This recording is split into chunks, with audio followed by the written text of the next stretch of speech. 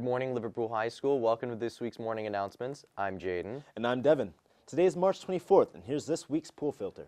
At Liverpool, the Student of the Month recognition highlights students who go above and beyond either through their outstanding academic achievements or by demonstrating exceptional character. These are the students who inspire us every day.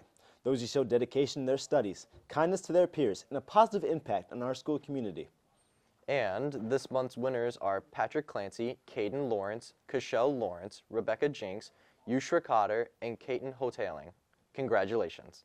Tomorrow, the U.S. Navy will have a table set up outside of the cafeteria during lunch blocks.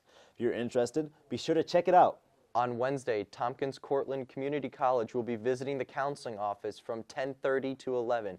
Any students interested in attending must obtain a pre-signed pass from the counselor or counseling secretary and may not be released from class without one. Curious to see the construction progress so far in Wetzel? Come with journalist Jaden Fay for an inside look on our up-and-coming CTE building.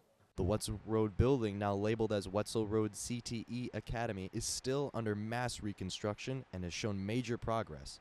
Join us in seeing the progress. All of the primes are working together to bring it to completion. Before we could walk through, we had to put on hard hats. We saw rooms full of metal beams and the gym full of boxes. The framing's going on. There's still obviously a ton to do in there. Then we walked to the new studio for the CTE program. We were in awe with the progress so far. I then had an interview with our guides, Daryl Clisson and David Butts. And my first question was, what does the renovation process look like to them? Renovation, we start with demolition and remove all the old structure, all the old materials, and that portion of the project is pretty well completed. And then they start to build back the new. The rooms have taken shape and the walls are up and starting to be enclosed. There was an authorization vote for more funds. How could this affect Wetzel? That is to continue with the last phase of this project, which is the stack area of the high school and the air conditioning of the entire high school. What was the most difficult part for them? I think our biggest challenges was really at the very beginning of this project. Butts says that we are biting our nails trying to get the project started. Everything was designed and ready to go, and unfortunately, we all had to kind of wait until we had that approval. I then wondered if we were still looking at December of next year.